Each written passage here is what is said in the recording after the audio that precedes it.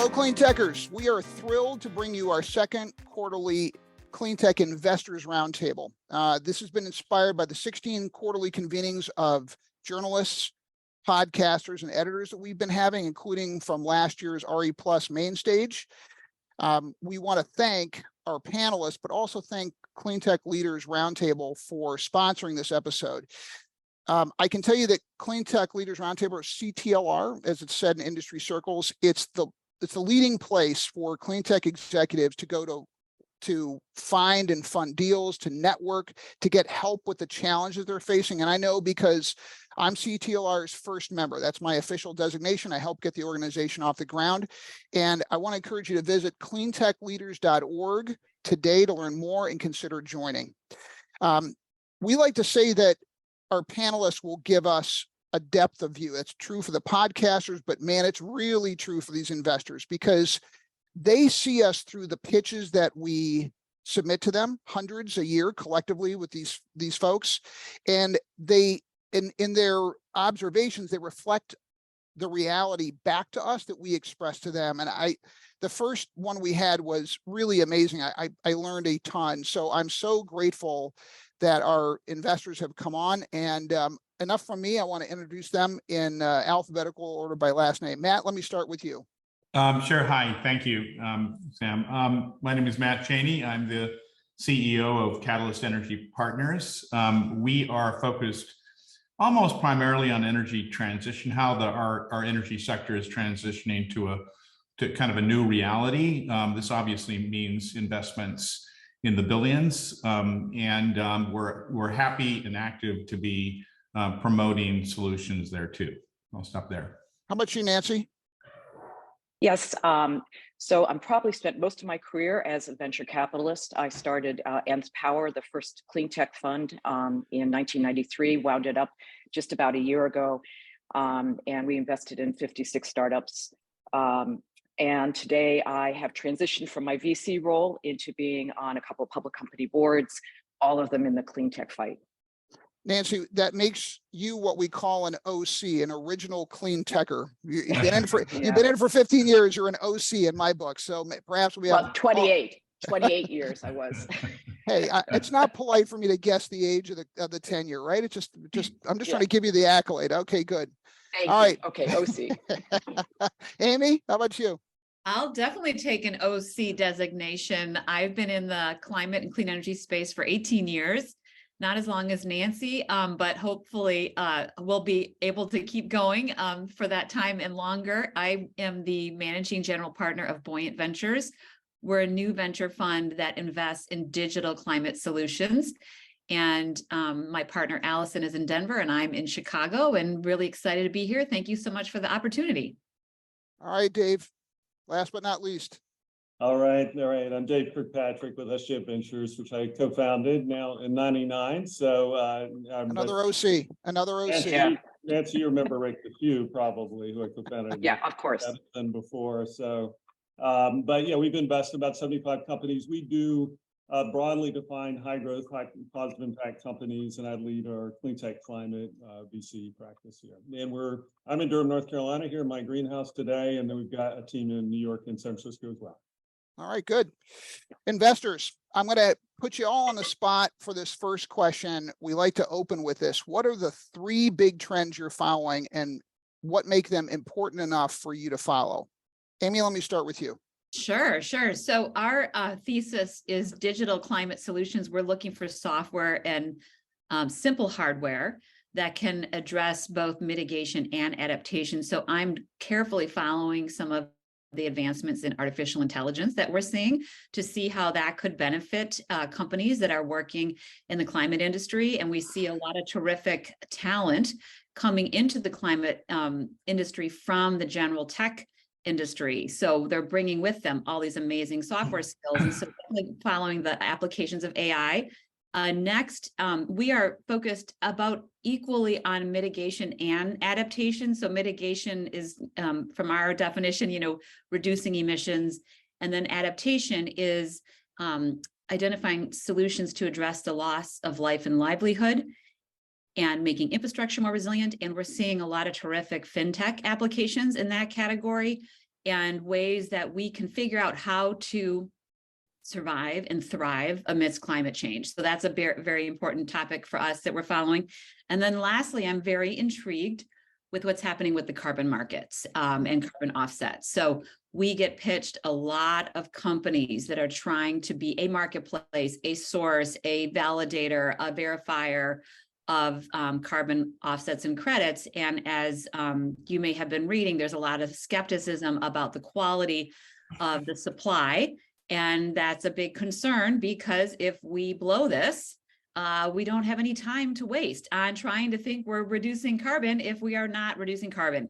And so we're very carefully watching how to improve the quality of supply and how to verify and validate that, so that the trillions of dollars that will be spent by corporations and big polluters over the coming decades have the intended effect of reducing carbon. All right, Mr. Cheney, you're next. No, I mean, I appreciate everything, Amy, what you just introduced. We look at it from a different perspective. We believe that there are some realities, some trends. I call them locational impacts. This is what everyone is seeing or appreciating or not appreciating with respect to the effects of climate change. That transpires in the form of events, Uri, Paradise, the periodicity of category 4 and 5 hurricanes on the Gulf Coast and so forth. If you take a look at, there's a lot of them. So that said, we're looking at it from a different perspective, to the extent that we think that there's ample opportunity to kind of change the way that we think about how to supply energy from new and sustainable sources in the world, much less the United States, and that our investment programs are designed to encourage companies to kind of, it's along the lines of, if you can't beat them, join them. Encourage companies to dive in and take a look at taking charge or ownership of the energy supply chains, both in terms of transmission and distribution, but obviously in terms of generation. We see a direct link between the trending demand for firm-shaped, balanced, clean, renewable power, and we think of markets related to renewable energy certificates, or what we call, I refer to, amusingly as kind of play money. We'd like to transition out of that and firm that whole market up. And for that, we're looking at companies that are doing just that. All right, Nancy. Well, first, I think you have to look at electrification of transportation, and not just cars, but trucks, buses, and aviation, and why. Of course, this is one of the biggest emitters of carbon globally. I see numbers around 17%. I mean, the EVs for consumers, it's on an amazing growth path. By 2030, we're supposed to have over 26 million EVs on the road, and that raises some very interesting challenges. One, how are we going to get the charging infrastructure in place? And then how are we going to be able to meet the electricity demands by having that many vehicles on the road and charging? And so looking at things like vehicle to grid, virtual power plants, so that's I think a very, very interesting area. The second one for me would be project finance and what I would call fintech for climate. And Amy talked a little bit about fintech, but the IRA, the Inflation Reduction Act, has put in $216 billion of tax credits for corporations to invest in clean energy, manufacturing, and transportation.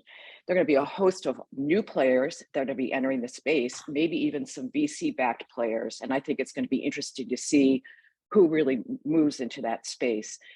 Likewise, on the other side, there were $43 billion of tax credits for consumers for climate technologies at their home. And I think that you're seeing fintech startups offering flexible financing for these upgrades, these climate technologies at home, because there's still a lot of families that can't afford the upfront cost. And then finally, I put as a third category is just carbon removal. The Inflation Reduction Act has created big incentives for carbon removal. increasing, tax credits for direct air capture have gone from $50 a metric ton to $180 a metric ton. And by the way, there's a wave of interest in ag tech as carbon can be sequestered in soil. We could talk about that later, but that's a very fascinating area. All right, Dave. Well, I have the disadvantage of going last, and I Yeah, all of that, or it's the advantage because You're sitting in a greenhouse growing deals. I would think that you're the best equipped to go last. I don't. Why is that a handicap? Right, exactly. Yeah, no, I mean, we've been at, I think, the decarbonization of electricity. So we've done a lot in solar over the years, and both utility scale and we were talking about fintech for low income. For example, we have a company Posigen that does low moderate income solar and efficiency, Terabase for utility scale solar. So decarbonization of the electric grid and then of mobility for sure. And so I definitely agree with those themes. And then there's all the industrial and steel and fertilizer, those uses that we can't do with electrons alone. And so that's molecules and green hydrogen. So we have a green hydrogen developer, Ambient Fuel. So I think it is the broad decarbonization theme. How do we speed it up? We're way behind on taking action. I think another theme I'd add is sort of interconnect, permitting, all of the, financial engineering, all of the things that now that we've got Iowa passed, which is transformative for the industry in the US, it's how do we scale and kind of break through the barriers that are incumbent on the utility infrastructure in this country and the lack of transmission interconnect, et cetera. Sort of how do we scale a cleaner grid and cleaner hydrogen and get it to the consumers, to the businesses more rapidly, because we have capital now, we have the cost curve in our direction, but we often run into this transmission line. It's going to take 5 years, so how do we speed that up? Great. 2 custodial items just prompted by a couple of folks that one, don't forget to put your phone on mute or airplane mode. And if you can spend more time looking at that little lighted dot, that's good, because your scalps are beautiful, but they want to see your smiling faces. So, okay, going into questions here. There is a record amount of dry powder in VC and PE funds targeting climate solutions. What are the biggest investment opportunities for early and later stage investors? Who wants to take that question? I'm volunteering you, Dave, because I don't want you to feel badly about going last again, because we get to hear of our panelists here. Right. Well, yeah, I mean, I think that you're kind of getting at, when Nancy started this and Rick and there were probably 5 or 6 funds you could count, and now there are hundreds. And so I think one good news is there's a lot more capital. The challenge with it is a fiduciary is that a lot of deals get bid up because they get exciting and kind of sexy on topic. And so I'm happy all the capital is flowing, and it's flowing in a lot of companies that we wouldn't be able to finance, but it does make it more challenging as a fiduciary. So, but I guess what I'd say is that energy and mobility have gotten a lot of capital. Food and land use and regenerative ag and climate plus land themes, I think, are coming. I think this whole climate management, built environment, carbon management are sort of the more emerging sectors and somewhat less capital today. But yeah, there's plenty of room. I think there is a challenge of figuring out what your sweet spot is and where you as an investor can add value. Especially because of the flood of capital in the market, and sort of how you balance fiduciary with mission to do the right thing by your investors. So. Yeah, could I ask Dave? Yeah, sorry, I'd love to just chime in. I agree with what Dave said. I think I do scratch my head sometimes wondering about these later stage funds that have raised so much capital. How are they going to invest so much? Because, there's been so much activity at the early stage, at the seed and A stage. There's no shortage of deal flow, but it will take years for those companies to mature, to be able to take in large sums of money, 50, 100 millions of dollars. So I think that it'll be interesting to watch where these larger funds are going to go. Very likely going to have to go into things that look a little bit more like infrastructure, I suspect, than what is traditional venture in order to deploy a lot of that capital. But I think on the early stage, we see no shortage. Because climate touches every industry, we see, we're looking across the built environment, energy, mobility, ag, water.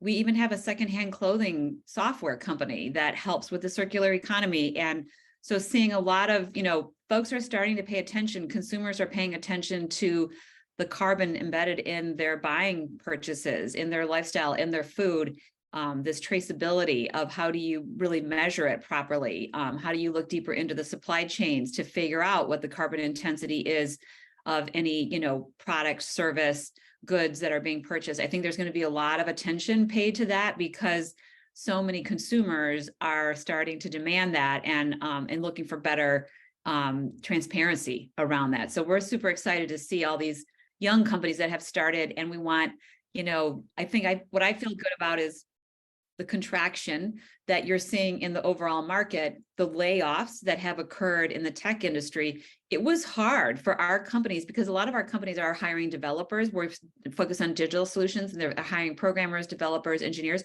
It was very hard to compete over the last 2 years up against a Google, a Microsoft, a Facebook, who were paying very, very sizable salaries and bonuses to this talent, very young talent.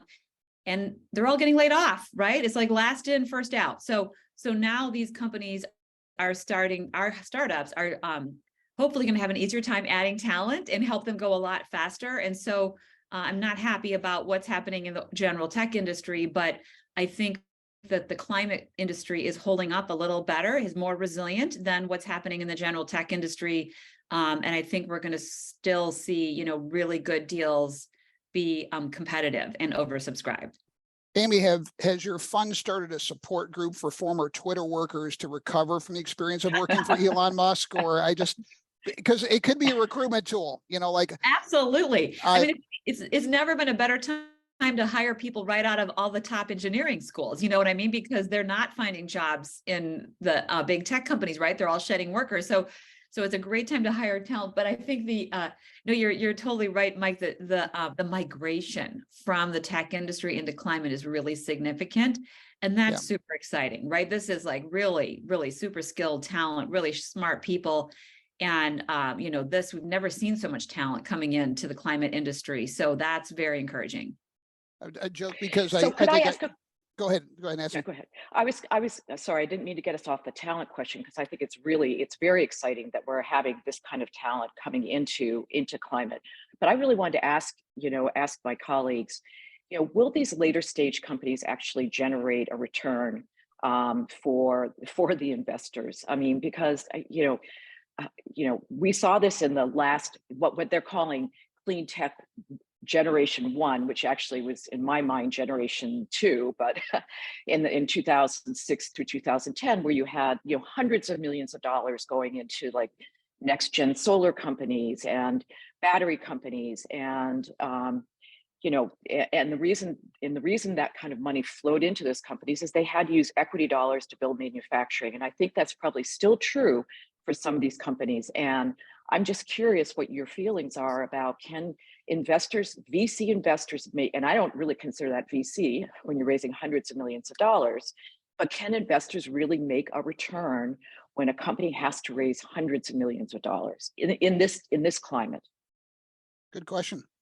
I mean, I give my 2 cents, and it's funny, I'm teaching a climate tech course at Columbia Business School, and we're co-teaching it, and I talk about Clean Tech 1.0, to your point, which was kind of, there was the former EnviroTech theme that you right. Rick and others were participating in before that. But, and there was a lot of CalPERS and everybody else kind of browbeating about how clean tech did not work as VC. And although returns did really come back strongly later after that period. But I think that a lot of funds these days, they're deploying so much capital. You see it with the SPAC phenomenon, right? Special purpose. Right. They're all trading down. So I think, but all in, because the climate emergency is so challenging, I'm okay with them not getting their returns because we have just got to get these solutions out there. I'm not okay for my fund in that regard. And there could be some blowback from LPs over time, but we just need a lot of shots on goal. So you have these companies, electric hydrogen, Forum Energy, getting funding by hundreds of millions. Not all of them are going to work, but we need some of them to work. So yeah. Well, and we need scale, and impact, right?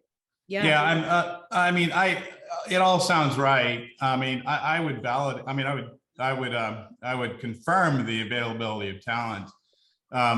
You know, we see it from a different perspective. We see it that you know, there's this tension between, let's say, traditional generation, call it thermal, if you will, versus new renewables. There is a kind of compression in the thermal space, call it coal, call it natural gas, call it whatever you will. And that talent, by the way, is directly applicable to new renewables, you know, up and down the value chain. So, you know, one of the reasons why we're funding into Texas is because there's this kind of laying off of traditional energy people that are now available to go to work locally for new renewables companies and so forth. So that's one perspective. I say, Nancy, there's more money than ever to be made. I mean, maybe because of the IRA, maybe because of trade policies that are kind of calling unfair trade practices for what they are with China, and repositioning the supply chain to be more domestic centric. There's a tremendous amount of investment opportunity in technology domestically, if only to kind of replace or replicate what was gifted to China years ago.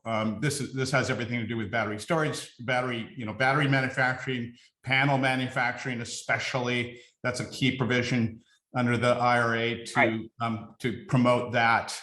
There's the onshoring of all this stuff that that we kind of endowed to other countries under the world is flat philosophy. And that has turned around. You can look at chips, for example. That's a great example of just how vulnerable we can be. Beyond the resource issue, I think there's tremendous opportunity globally with respect to companies that are looking to go and get those rare earths, go and get those necessary metals to kind of provide for all these technology investments and so forth. But all in all, no, I think that I think if you take a close look at what's going on in terms of demand, this might have to do with ESG, the daylighting of behaviors in companies around the country. This is just something that's starting to come out right now. All these companies are being outed up and down everything with respect to how they've treated their carbon footprints here and there. That's going to cause tremendous pressure to do better. And subsequently, there's a demand increases trending. Demand is trending up now. And you can see it from the price of RECs around the country, RECs, renewable energy certificates around the country. They're rising dramatically. You're seeing dramatic rises in electricity, probably related to just how we haven't planned well in this country with respect to how to get those electrons where they're needed, and so forth. But no, for that reason, pricing is rising. And really rising for renewables as well. So all things considered, I think there's a tremendous opportunity for bulge bracket infrastructure investors to do well financially. Yeah, one little thing I would throw in, building on what Mike said too, is Larry Fink and all the heat that he caught at BlackRock for the ESG investing, and some of the red states saying, if you're not going to embrace fossil fuels, we don't want to invest with you. And he came out publicly and said, okay, I may have lost $5 billion, but I gained $50 billion from other people who want to invest with that lens. And that's really a global trend that's happening. It began in Europe, and all of the folks that had regulations to support this and to create some disclosures that all came out of Europe. So this is not a red state, blue state thing. This is like a global movement. So what, Larry? I mean, you have what, $1.2 trillion under management? Yeah, sure. There may be a hiccup in Texas, but yeah, he was right to stand by his philosophy. Investment philosophy. Folks, we have two folks in the audience asking, I think, really smart questions. I'm going to take them out of order as posed because Linda Silverman asked us a question that flows very nicely to Nancy's question. She says, you all seem to be venture capitalists. What role do you think angels have right now in clean and climate tech investing? Anybody want to take that? Huge. I mean, we invest at the seed stage, and most of the companies at the pre-seed stage are being funded by angels, by friends and family, and by these accelerators, by the different, Y Combinators and Techstars, as well as all the regional accelerators that support specifically clean energy.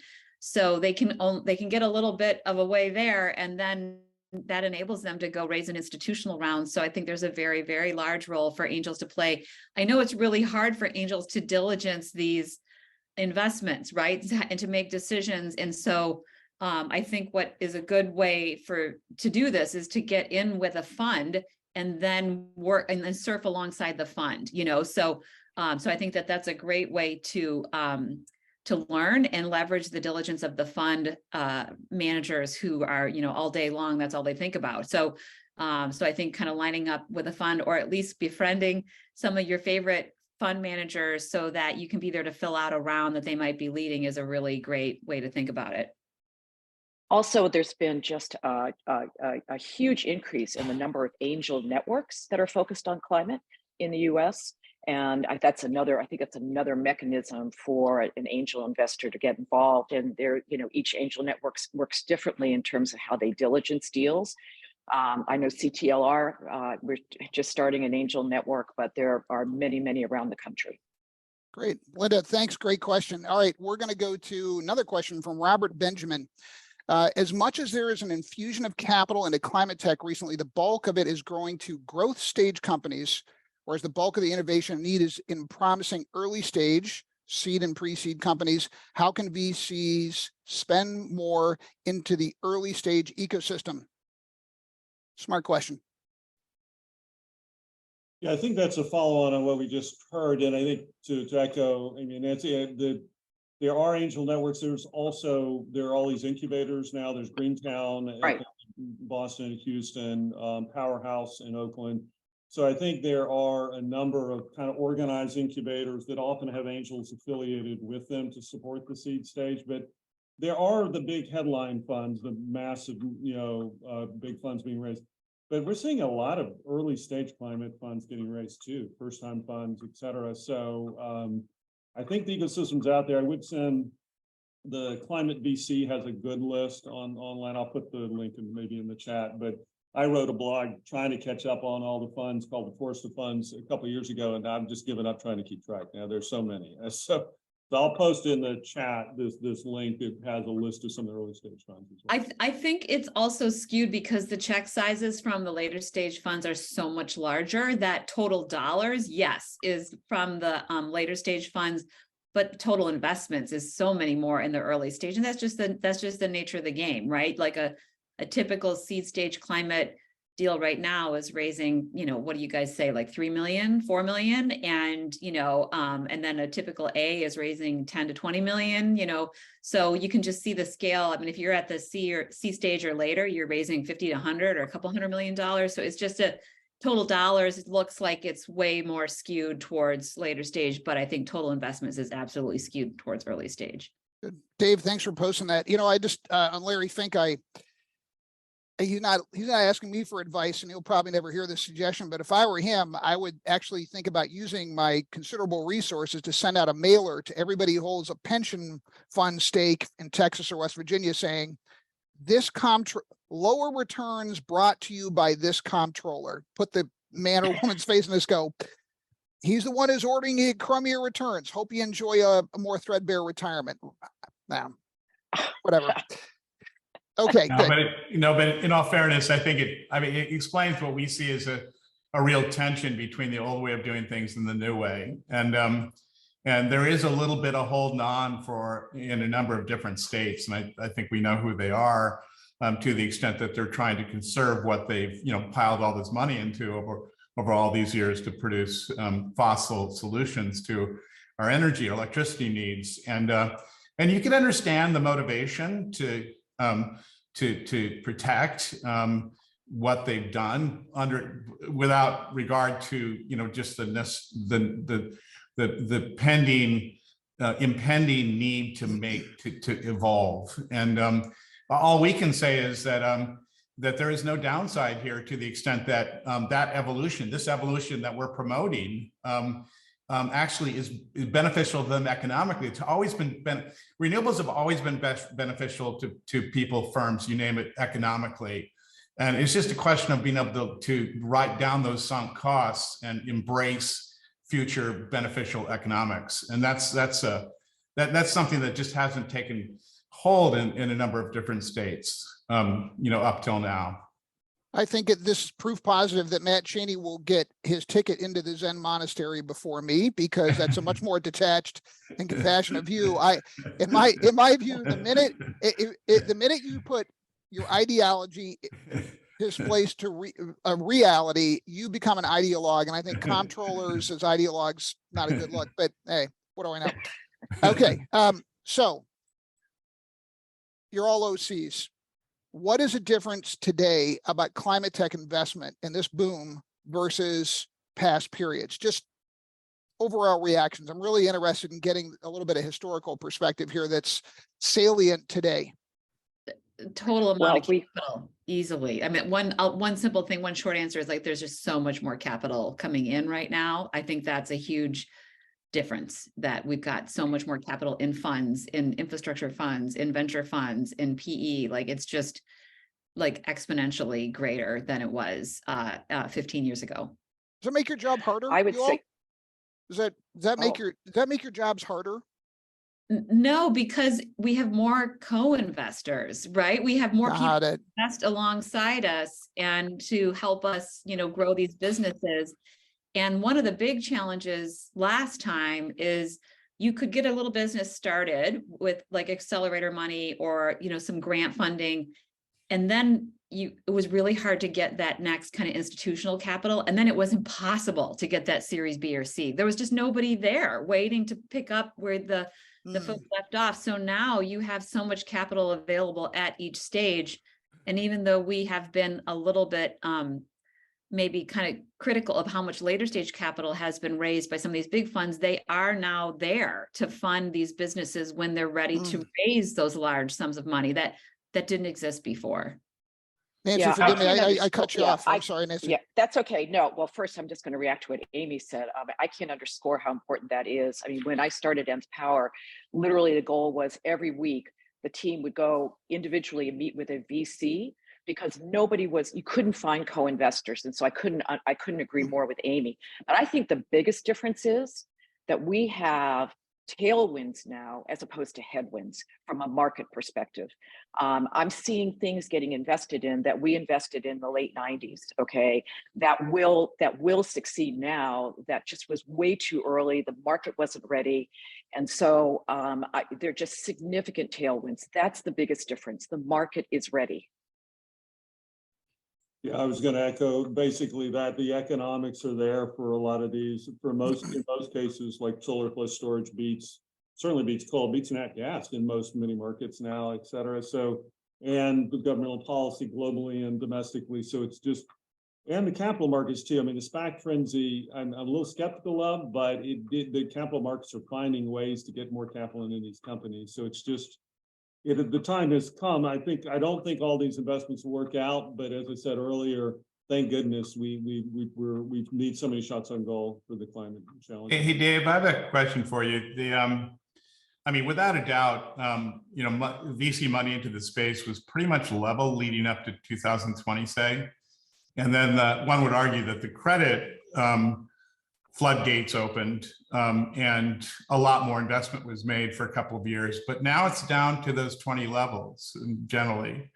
I think it's around,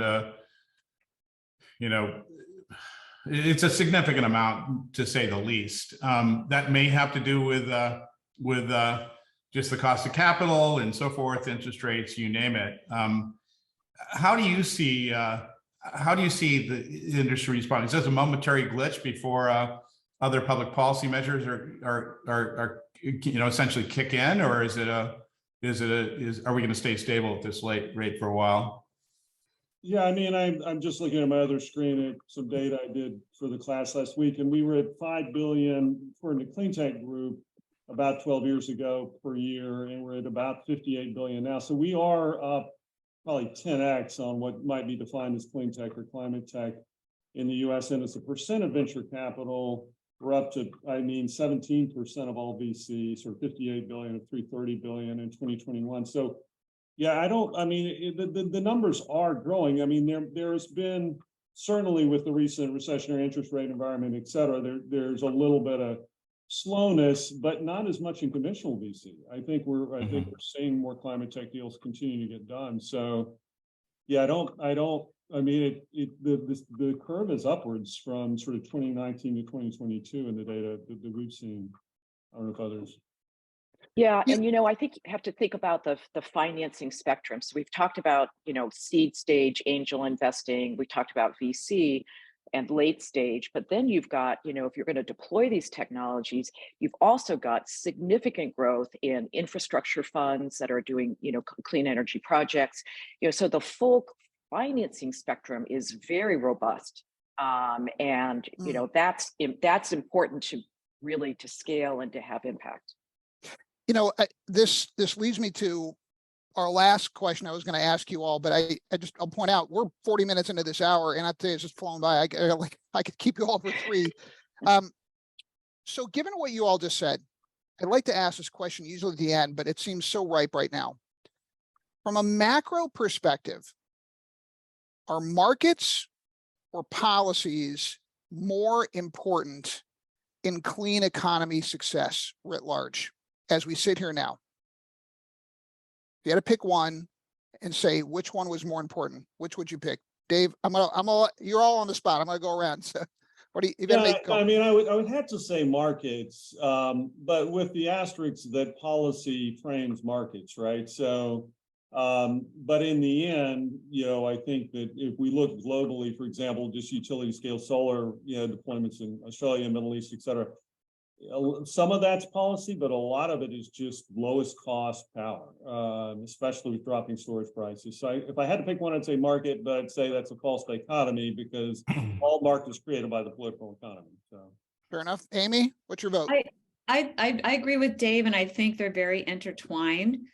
But I think that policies also can't, if the fundamental economics of a solution are not competitive, then I think policies can help move it forward, but they won't make the market. So I think to that effect, understanding, and you guys, energy markets are super complicated, right? That's been was one of the failures of 15 years ago, were the funds not like Nancy's funds that came in and thought they could fund these technologies that would just upend and disrupt the utility industry, the fuels industry, the agriculture industries. And it's like, they can't, you have to function in these very established, complicated systems. So I think the markets are really, really critical. And I think we are also dealing, when you think about climate in a global market, right? So we do have to think outside of the US, that's just also how, the oil and gas industry functions, is at a global level. So I think the technologies and how they're going to be deployed and what the appetite is will vary from different regions. But I think overall the economic realities are hard to overcome. So for instance, I think about what's happening with direct air capture, it will be hard for that. I don't think anyone has proven anything that is competitive and will stand on its own in sort of a viable independent market without some level of government support for decades to come, very likely. So the government and policy can help push that forward, but eventually the economics of the technology like wind and solar has to do its part, and it has to be economically feasible. Otherwise, there will not be a true competitive market for it. How about you, Nancy? What's your vote? Yeah, my vote is policy, and I'm going to tell you why, because I think policy jumpstarts markets. And I'm going to go back to the PURPA in 1978 that started the first deregulation of the utility industry. The wind industry, the independent power industry, would not exist if it were not for that policy, for that legislation. I mean, that was really groundbreaking. And I view IRA as really the same thing. You're right. I mean, the two are definitely intertwined, but you need policy to jumpstart a market. Now, I will also say that when we look at business plans, you have to see that there is a real customer value proposition without, say, certain regulation or even policy in place. So but my vote would be policy. My vote would be policy. All right, Matt, last word. Well, I think it's policy without a doubt. I mean, if you think about it, we're doing about as much as we possibly can, going way back to work with what was given to us, typically by, I think there's, hundreds of utilities in the United States that all of which have their own attitudes with respect to penetration, how quickly they allow things to penetrate their operating environments. These days it speaks to car charging. How quickly can you get this stuff online? How quickly can you get a utility scale solar system online these days? And we're talking years. Okay, so the fact of the matter is that left alone, there's always going to be not just barriers. We're talking a multitude of barriers to get this country to right itself with respect to the future of sustainable and renewables. So I think policy is really the key point. I do believe that that something has to be done. We don't enjoy the same types of distribution systems that other industries do. We don't have national pipelines for oil and gas, and so forth. We don't have an interstate highway system for energy. We're talking about one utility connecting to their border to the next utility, and so forth. And there's just no way to go about it. I mean, quite frankly, if you look at PJM, you're looking at, they've frozen the queue for utility scale solar for another year at least, probably 2, maybe longer, on the basis that they can't, they just don't have the capacity to accept new stuff. And that's a problem. That's a problem. I mean, 2 years is like a lifetime in the renewable energies development industry, and we really supporting our portfolio companies. We really do appreciate something being done, and it has to be done on the policy side. Okay. Related question. Our firm has identified 7 barriers to clean economy scaling. I'm going to read this list. Want to know if you think one of them particularly stands out as troubling for the sector. Permitting, workforce development, critical minerals, storage, transmission, supply chain, grid stability. Which one is the most worrisome writ large in your view, if you had to pick one? Nancy? Workforce development. Oh, sorry. That's okay. Yeah. Hey, how about the other Nancy? Yeah. Right. Go ahead. Go ahead. You can go first, Jamie. Okay. I would pick transmission, and I would pick transmission. I mean, we're seeing, of course, congestion pricing and even curtailment for wind projects in Texas. If you look at the 15 states between the Rockies and the Mississippi River, that accounts for like 88% of wind and 50% of utility scale solar. And we need to be able to move that power around. And the problem, of course, with transmission is it's the regulatory process. I started my career as a regulator. I know what that process is like. I mean, Matt was actually even sort of referring to it. So I think of one, I mean, they're all barriers and important barriers, but transmission is sort of, for me, the most troubling. Okay, gentlemen, we've heard from the ladies. We got their votes. I'll pick up, and just working off of Nancy's comment and kind of bringing it to North Carolina just for one state example. So we were the first state to have a renewable energy portfolio standard, had the second most utility scale solar after California in the early years. And now we're the first state with Republican legislature to pass a carbon plan requirement on our utility, Duke Energy. And I'm trying to remember the number, but I think it's 50% reduction by 2030. It's a substantial reduction. But going to the transmission interconnect issue, basically in the planning process with the Utility Commission, Duke has said, no, we just can't interconnect any more solar than that. I think the limit's like 3 gigawatts or something. And so after that, we're going to need small modular wind nuclear. And so they're basically putting a cap on deployments of solar and offshore wind by virtue of not looking intelligently at better transmission interconnect. And how can that be a variable? Because solar plus storage and wind is lower cost by far than nat gas. And by the way, small modular nukes, I'm not ready to bet on them yet. I mean, good luck with the research, but the utility using that regulatory process to kind of block further deployment of renewables is just one state example here that goes to the national theme that you're speaking to. So yeah, I would say transmission, flat, interconnect, permitting, all of that. Hey, Matt, last word. I'd like What's your to- vote? Oh, go ahead, Emmy. Well, I think, sorry, I don't want to cut Matt off, but I wanted to say add to I totally agree on transmission.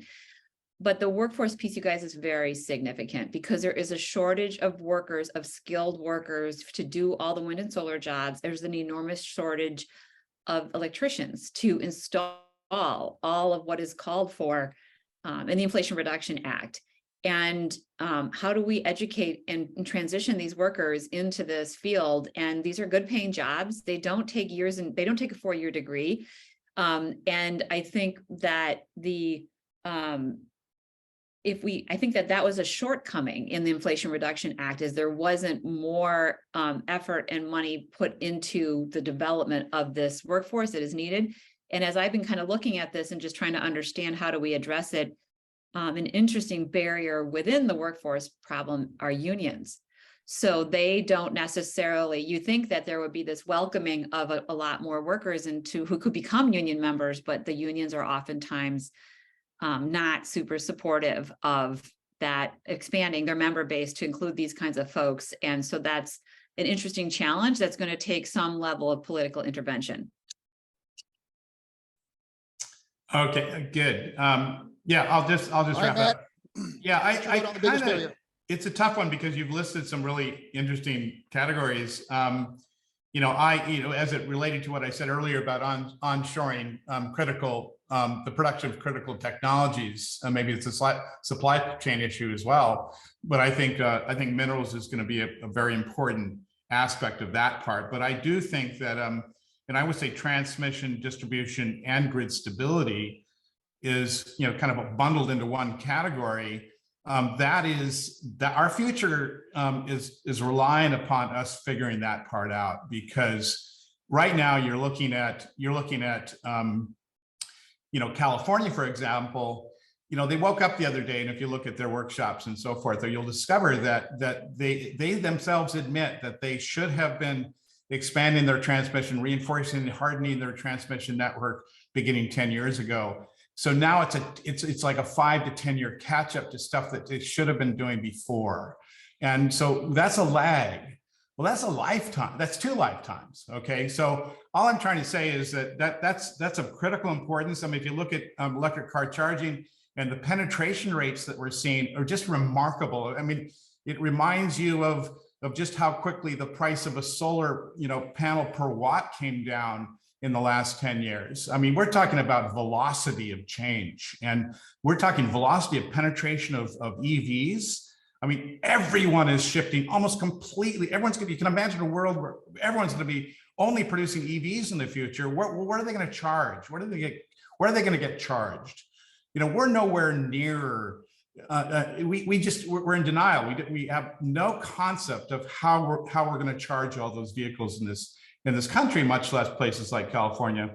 And right now, we just really have to buckle down and figure that out, because there's a huge opportunity here. Yeah, no, I think I could. Okay, got it.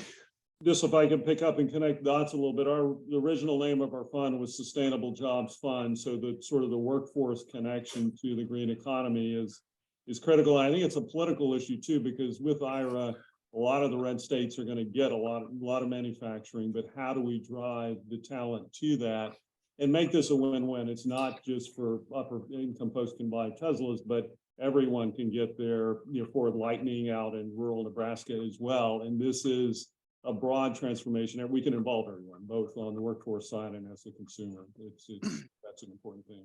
Well, Nancy, I want you to know that Senator Manchin just emailed me and thanked you and Matt for naming policy is more important than markets. He feels validated. So I just want to relay that thanks to you. We have Senator 7 Manchin minutes left, actually, and I'm going to have a bunch of. Go ahead. I was going to say, I was just at a 110 megawatt wind farm in West Virginia. Senator Manchin actually had been flown there to see it. And the people that were and this is a project funded by one of my public companies, Hannon Armstrong, and it's a Clearway project. And he was flown there, and the guy who's actually managing the project, he worked in the coal industry till he got this job. His father worked in the coal industry. His grandfather worked in the coal industry. So nice. Just wanted to. Beautiful. Excellent. I'm going to have a lot of companies that want to get in your doors are going to be very mad at me if I don't ask you these custodial questions. All right, number one, what are 3 tips you want to give people who want to pitch you to get funded by you? Just 3 tips. Matt, what are your tips? Well, I mean, I think a firm grip on, on revenue. You know, how does whatever it is that you're pitching relate to, you know, transactions? You know, what do you have to show? What do you have to show for what it's going to be, or how do you justify getting there economically with respect to the stuff you're making and selling, whether it be generating electricity or producing technology solutions and so forth? Where are your contracts? I mean, a lot of pitches that I see really, maybe it's too early stage for us, but just have no traction. There's just no, they put a lot of time and effort into the just how pretty the deck looked, but you know, they don't really pay attention to the fundamentals. So we actually don't care what don't care about the deck. We much prefer to see more analytics, more justifications with respect to how we manage the risks related to investing. And so I think we live in a world where everything's pretty. We drill down right through that facade into the guts, and I'm always looking for, you know, strong justification or strong recognition of trends and how to capitalize on those trends. All right, Nancy, any tips? People knocking on your door? I would say, well, first of all, we don't bite, but second, we look at team dynamics, and I'm going to say, just putting my VC hat on, you know, what is the team dynamic? I mean, it's the old adage, you know, I'd rather have a B+ idea with an A team versus the other way around. And you can learn a lot by when you have a team come in and pitch and how they interact with one another and how they interact with you. I think the other thing is that we want to see that your company, your technology, your product is addressing a critical pain point, not a nice to have. There are a lot of critical pain points that need to be addressed. And so those would be my 2 tips. Amy?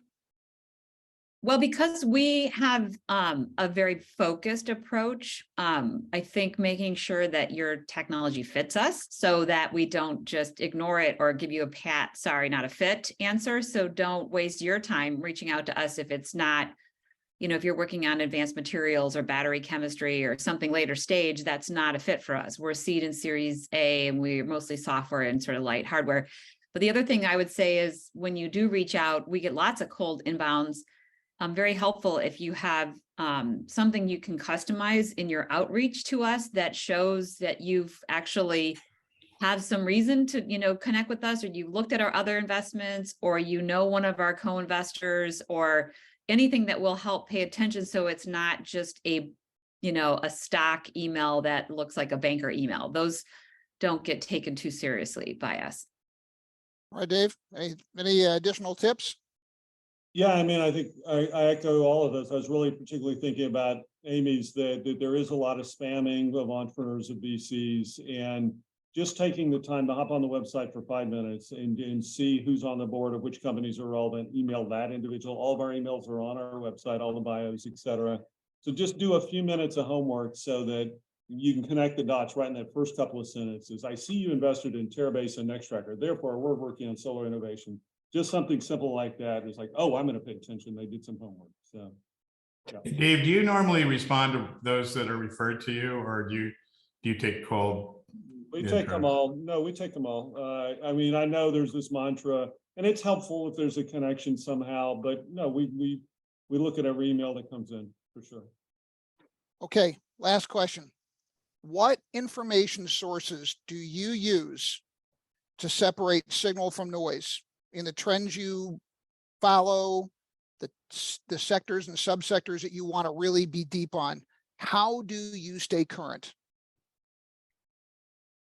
Trade shows for one, like I'm probably going to go to Intersolar Long Beach in a couple of weeks, RE+. So the trade shows that are not just VC trade shows, but the trade shows that are specific to this sector, and talking to everyone in the supply chain. I love trade shows. Okay. How about you, Nancy? Well, I think first of all, and I'm no longer in this position, I think you learn a lot from deal flow. And I think we are seeing 1,000 to 1,500 business plans a year. These are entrepreneurs that are thinking, what are the gaps? Where are the opportunities? I think you learn a lot from that. I still see a lot of deals, but not to the level that I did. I will say another very unusual source is my board materials, which are very extensive. You know, as a board for a public company, you're there to, they're, strategy, you're thinking about competition, you're thinking about business models and pricing. And so you're thinking about the whole ecosystem, right? And so that actually is a very interesting source of information for me. And then I'm on the board of Ceres and Environmental Entrepreneurs, and they all have tremendous reports that I find very helpful. Matt?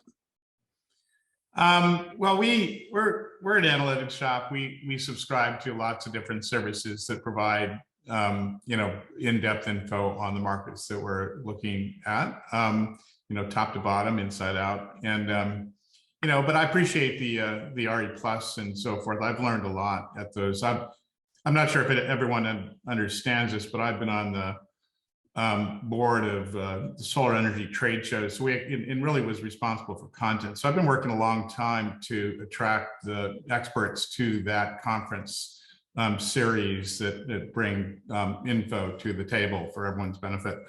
So I'm keenly involved. I guess that's the answer. Plus backed up by some subscription services that give us inside access to info. Amy?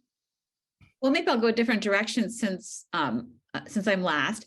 There's certain people I love to read, right? So we love Axios. I think they're doing a terrific job covering the category. I love their Generate newsletter, which is not paywalled. I love their Climate Pro newsletter, which is subscription. I love what Dan Primack does in his kind of like everyday, his pro rata announcement. And then they have great political coverage. So we talked about the role of policy. That's always great to pay attention to. I love Bloomberg and Bloomberg Green. I think all the writers on that newsletter are super strong. So Nathaniel and Akshat and the others they do a terrific job, I think, of covering the category and bring a real global perspective, which I think is so important. And, I love what My Climate Journey is doing, and Climate Tech VC, they've been doing a great job of bringing community together. And then, plugged into all the accelerators. So just kind of the same idea that you want to see all the new stuff that's coming, even if it's not investable. It gives you a great signal on what is happening, like what's spinning out of the labs and universities, what is at the pre-seed stage level. Like, it's really good to see the super early stuff. So we pay attention and try to go to the demo days of all the accelerators, because that gives you a good sense of what all these brilliant inventors and entrepreneurs are thinking about that might be investable in a few years. Nice. Well, investors, that is an hour and 2 minutes, and it went by like that. So thank you. Thank you for joining us. This is the first episode with different crews set a really high watermark. You all have more than exceeded it. Thank you for joining us. We appreciate the work you're doing. And we want to thank you all for being part of Clean Tech Leaders Roundtable and joining us on this panel. So anyway, thank you so much. We hope to see you at trade shows and have you back on another quarterly panel. All right. Take care. Thank you, Mike. Bye. Bye. Bye now. Yeah, good to see you all. Bye.